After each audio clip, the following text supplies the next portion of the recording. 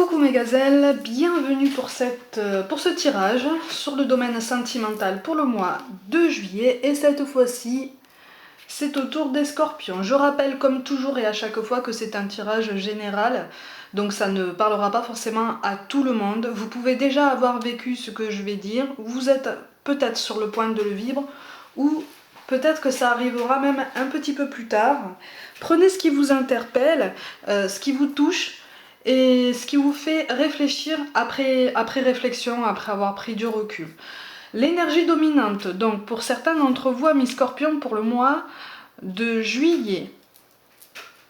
Bon, on a envie de passion. Pour certains, j'ai l'impression qu'on entretient des sentiments pour quelqu'un. Alors pour certains, vous êtes déjà en duo, vous êtes déjà en couple. Pour d'autres, c'est quelque chose qui n'est pas encore fait. Soit ça n'est pas encore officialisé, soit même ça n'est pour certains d'entre vous pas encore déclaré. Ça n'est pas encore déclaré, il y a beaucoup d'emportement, beaucoup de passion, on me parle de fascination, d'admiration. Ça accroche avec quelqu'un, mais j'ai l'impression que le dialogue n'a pas encore eu lieu. Il y a quelque chose d'encore tenu secret, il y a des choses encore secrètes, des choses qu'on trouve délicates, qu'on trouve peut-être trop monumentales pour y toucher. Pour certains, j'ai vraiment l'impression, je vous vois vraiment ressentir des sentiments pour quelqu'un, ou on ressent des sentiments pour vous, mais on n'ose pas faire le premier pas, on n'ose pas se déclarer, parce que c'est soit un profil ou un duo atypique, soit on est sur potentiellement un triangle où les circonstances à notre goût ne sont pas rassemblées dans leur totalité, ne sont pas optimales pour pouvoir avancer, pour pouvoir faire un pas en avant. Pourtant on en a très envie, mais on a peur, on angoisse des conséquences. C'est pas tant la peur de se faire rejeter que les changements que ça pourrait impliquer si on vient à se déclarer. Parce qu'on est quand même bien...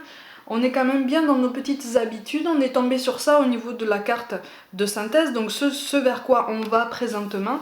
Donc c'est la tour, à l'endroit elle est comme ça. Là elle est tombée à l'envers pour vous. Donc de toute façon il y a des choses qui sont en train de changer, mais pour moi ce sont des changements qui sont subis. Il y a des choses... Il y a des changements de paradigme qu'on est en train d'appréhender parce qu'on ne les maîtrise pas. Il y a des changements qu'on voudrait mettre en place à notre façon pour qu'ils soient justement mis en place en notre faveur, mais on ne sait pas. Soit on ne sait pas comment faire, soit on n'ose pas. On repousse toujours l'échéance de toute façon. Ouais, il y a un découragement, il y a un silence. Ouais, il y a beaucoup de perturbations. Il y a beaucoup de perturbations. Pour certains, il y a une passion très sanguine quand même. C'est très sanguin, c'est très emporté, c'est très passionné. Et c'est comme si pour certains d'entre vous, on avait l'impression de souffrir en même temps que d'aimer. C'est pour ça justement qu'on refuse les changements que ça pourrait engendrer. C'est pour ça aussi que pour certains, on refuse de s'engager, on refuse de se déclarer, parce qu'il y a quelque chose de... C'est tellement puissant, c'est tellement passionnel que ça en devient même parfois fusionnel et régulièrement ça explose. Régulièrement, ça prend vraiment au plus profond de nous en fait. C'est quelque chose de très puissant, de magnétique. C'est comme si c'était tombé comme ça, d'un seul coup, et qu'on n'avait pas encore compris ou qu'on ne comprenait pas encore ce qui se passe, et pour l'instant on subit. On subit les événements, on subit la situation, on a des moments de découragement, on me parle de quelqu'un de brave, on me parle de bravoure, de courage. C'est comme si vous demandiez à recevoir de la force, comme si certains d'entre vous demandaient des signes à l'univers pour savoir comment avancer dans cette relation et surtout des signes pour continuer à avoir la force de tenir, continuer à avoir la force de de vivre ça, parce que c'est quelque chose, ça en devient presque addictif en fait. On a envie d'arrêter, mais on retombe dedans parce que c'est trop bon, c'est trop fort, ça nous apporte du réconfort, mais on sait que plus tard, on sait que tout à l'heure, on sait que demain, on aura mal. Hein, on est dans un tourbillon, oui voilà, on manque de recul, hein, de toute façon, on ne réfléchit pas, c'est quelque chose de très spontané. Ouh, c'est explosif, hein. C'est explosif. Pour certains d'entre vous, vous êtes tous les deux scorpions, hein. C'est explosif. Pour le coup, vous ne vous ennuyez pas, mais pour certains, vous souffrez. Vous souffrez parce que vous êtes... oui, c'est magnétique, donc vous êtes forcément investi. C'est comme si vous vous disiez, non mais c'est bon. Vous savez, c'est comme quand on se dit, demain j'arrête. Ben là, c'est ça. C'est demain j'arrête, et puis demain, on reçoit un message où on croise cette personne, voire même on l'appelle nous-mêmes, et puis finalement on n'arrête pas, on continue, on succombe, et puis parce qu'on se dit finalement la vie est trop courte, l'incarnation est trop courte, hein, et il faut bien céder à ses envies, et j'ai besoin de réconfort, j'ai besoin d'amour, j'ai besoin de cette chaleur dont je manque énormément. C'est pour ça aussi que pour certains, il y a un triangle. Pour certains d'entre vous, je précise, hein, pas tout le monde. Hein. C'est une chaleur qui est recherchée, mais c'est quelque chose qui n'est pas... c'est quelque chose... J'ai l'impression qu'on... Ouais, on vit au jour le jour, quoi. On n'a pas envie...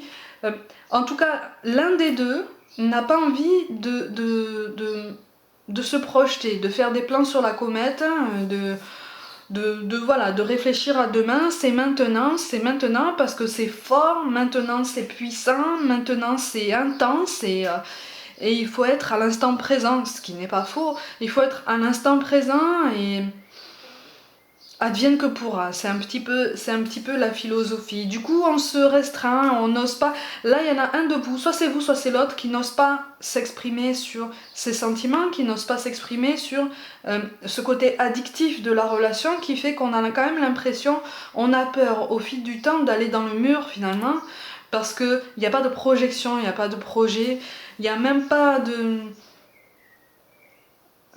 petits projets de sortie ensemble, un week-end, quelque part ou quoi.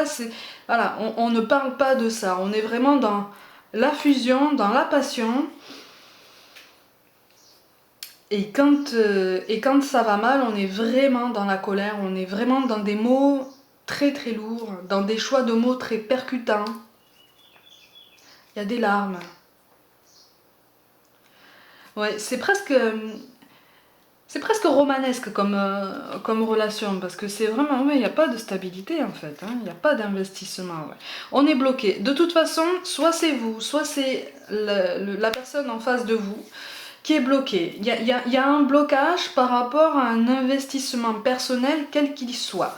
Alors soit, comme je le dis au début, parce que la situation ne s'y prête pas à votre goût, alors soit c'est un triangle, soit d'autres critères, notamment des enfants, font que pour l'instant, tout du moins, on ne peut pas s'investir autant qu'on voudrait, ou autant que l'un des deux voudrait, mais il y a un blocage à ce niveau-là, au moins pour l'un de vous. Donc on refuse de s'investir, il y a une peur de souffrir aussi, mais là c'est vraiment envie d'une liberté, presque un besoin d'amour, un besoin d'être regardé, un besoin d'être considéré, vraiment à sa juste valeur, un besoin de ne plus se sentir invisible, inutile ou rétrogradé, si je peux dire ça comme ça, diminué. On a besoin de se sentir exceptionnel dans les yeux de l'autre, et j'ai l'impression que là, soit c'est l'autre, soit c'est tous les deux, vous vous sentez exceptionnel dans les yeux de l'autre, vous vous sentez très fort dans les moments de réunion, comme vous vous sentez totalement l'opposé au moment des conflits en fait, parce que j'ai l'impression qu'il y a quand même des discussions qu'on essaye d'amorcer, mais ça tourne toujours en eau de boudin, parce qu'il y a un blocage, on ne veut pas s'investir. On ne veut pas s'investir. On refuse tous ces changements qui sont... On est angoissé par tous les changements que ça pourrait induire. Ouais. Il y a un effort de communication, il y a quelque chose. Hein. On a le diable et la tour qui tombent à l'envers. Bon, les changements de toute façon vont arriver. De toute façon, j'ai l'impression que pour certains la relation est secrète, elle est discrète, voire même pour certains elle est entre collègues de travail. Pour certains, pas pour tout le monde, hein. Pour certains. Donc c'est pour ça aussi qu'il va y avoir les gens, l'entourage observe, hein, c'est ce que les cartes vous disent, l'entourage observe, l'entourage vous voit, vous aurez beau utiliser tous les subterfuges de discrétion les plus forts, arrive un moment où quelqu'un s'en aperçoit, quelqu'un s'en doute, quoi, parce que cette attirance entre vous est tellement magnétique, elle est tellement forte, tellement puissante, qu'à un moment donné, si personne encore ne l'a vu, ça ne saurait tarder. Mais il y a un refus de changement de toute façon, on veut rester sur place. Tout du moins l'un de vous veut rester sur place. Parce que c'est rassurant en fait, c'est réconfortant. Parce qu'on se dit que si on s'investit davantage dans cette relation, ça va forcément, on est un petit peu défaitiste en ce sens qu'on se dit, ça va forcément tourner en eau de boudin là aussi, et encore une fois, au bout d'un moment, il ou elle ne me verra plus, il ou elle ne me considérera plus, il ou elle ne me regardera plus avec ces yeux-là. Au niveau passionnel, ça sera différent aussi. Voilà, vous avez peur de ce changement de vision, en fait. Hein. Il y a un très très grand besoin de réconfort, là. Ouais. Il y a un très grand besoin de réconfort. Mais de toute façon, ce blocage est particulièrement marqué. Il risque de durer un petit peu, même si une conversation peut s'avérer possible dans les semaines qui viennent. Ça peut s'avérer possible, mais c'est quelque chose... Encore une fois, on me parle d'un dialogue déséquilibré, hein, donc ça risque de ne pas être aussi explosif que d'habitude.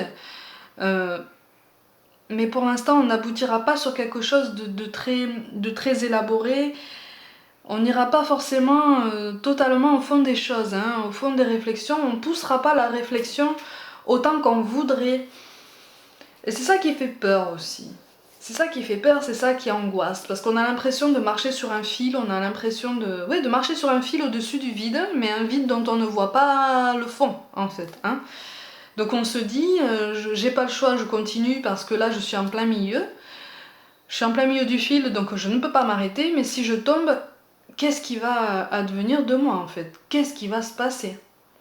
Est-ce que l'autre va me tendre la main? Est-ce que je vais pas me retrouver seule dans une galère que je vais trouver insurmontable? Ouais. Ouais. On a tellement peur que pour certains, on a envie de fuir, hein, on a envie de partir.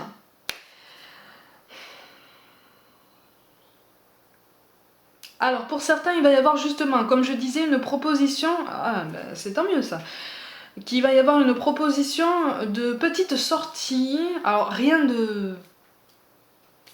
rien d'extravagant, mais quelque chose qui vous permettra de passer un peu de temps tous les deux.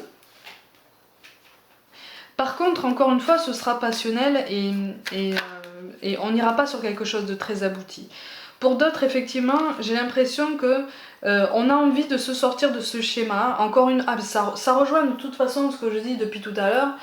On a envie de se sortir de ce schéma et parce qu'on sent que si ça n'évolue pas comme on voudrait, on va être malheureux au bout d'un moment. Ouais. On veille sur vous, hein, de toute façon. Hein. Ouais, il risque d'y avoir de toute façon un conflit. C'est lié avec la carte de l'oiseau là. Hein. Il risque d'y avoir un conflit parce que vous ou la personne en face voudra encore une fois engager la conversation, mais là un petit peu plus fort que d'habitude. Ça va provoquer un conflit, ça va provoquer de toute façon un désaccord puisqu'il y a un décalage maintenant. Il y a un décalage qui commence à se faire, qui commence à se faire sentir. Mais c'est quelque chose qui doit être dit. Vous voyez, c'est une lumière qui doit être faite. Parce que de toute façon, il est nécessaire de poser certains mots sur des désaccords, et puis surtout il est nécessaire de mettre en lumière ce qui nous touche pour pouvoir avancer, soit seul, soit ensemble. De toute façon, on a très peur, on angoisse, hein. C'est ce qui arrive encore, mais on est à la fin d'un cycle où on a quand même l'impression, d'étouffer ou de souffrir quand même. Voyez ? Mais c'est quelque chose qui va vers une évolution, hein. Il y a une évolution positive, hein. Donc pour moi, il y a quelque chose de temporaire. Alors pour d'autres, il va y avoir un genre de break, un genre de pause dans la relation pour que justement les choses se tassent, les mots, voilà, pour que la tension se calme un peu et puis pour que chacun puisse réfléchir. Mais pour moi, pour la plupart d'entre vous, ce n'est pas une coupure définitive. C'est vraiment un temps de pause. Voilà, parce que on est parti sur du passionnel qui nous a beaucoup plu, qui nous a beaucoup attiré, qui nous a pour certains beaucoup transcendé même, parce qu'il y a quelque chose de... Il y a même une accroche spirituelle qui est quand même indéniable. Mais voilà, il faut que l'un des deux comprenne qu'il va falloir aussi passer outre des angoisses et puis affronter les changements, non pas seul mais ensemble, si vous ou la personne en face veut s'investir vraiment dans ce duo. Donc c'est pour ça qu'on vous parle de pensée positive, hein. La pensée positive est essentielle pour se créer une vie saine dans l'abondance. Une attitude positive alimentée de pensées et d'objectifs positifs sont les clés du bonheur. Ne t'inquiète pas, reste dans l'amour. Effectivement, on vous demande de garder un équilibre ou tout du moins de le retrouver pour ne pas vous épuiser à investir cette énergie dans cette relation. Hein, alors je ne dis pas, et les cartes ne disent pas que c'est une relation toxique, mauvaise, tout ça. Pour la plupart d'entre vous, c'est quelque chose de très passionnel, mais c'est ça qu'on est en train de vous dire, il ne faut pas craindre une baisse de passion si vous vous investissez davantage et de façon plus universelle, plus conventionnelle dans cette relation. Ça va pas baisser en fait, parce que vous êtes tellement magnétique que ça va rester comme ça. On vous parle de destin. Ton destin est de prospérer, de briller, de transformer son cours en un avenir radieux.